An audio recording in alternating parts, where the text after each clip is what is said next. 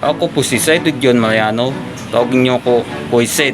Isa po ako PWD o Special Needs Traditional Artist or Portrait Artist.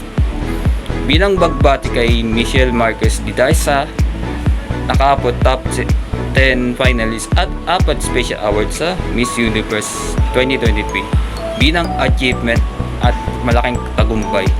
Bago naging Miss Universe, nakilala ko yan nung sumasali Miss World Philippines 2019. Ginawa kong drawing para sa kanya dahil sa pagtulong sa mga tao may special needs or tao may kapansanan, kanya advocacy. At natapos niya top 7 finalist sa Miss World 2019 at binigay ko sa personal sa nung Angels Walk 2020 at sumali siya ng Miss Universe Philippines dalawang beses. Una Miss Tourism at ngayon sumali siya,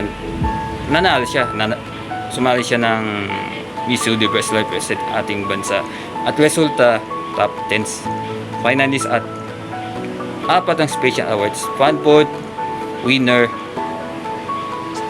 Spirit of Carnival winner or gold, at Voice for Change winner or gold, at Best in National Costume.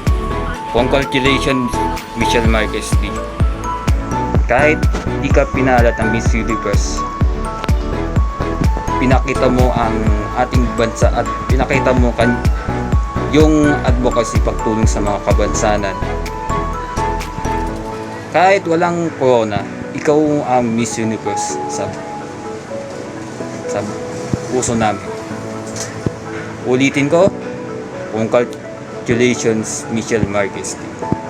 Mabuhay ka. Mabuhay Pilipinas.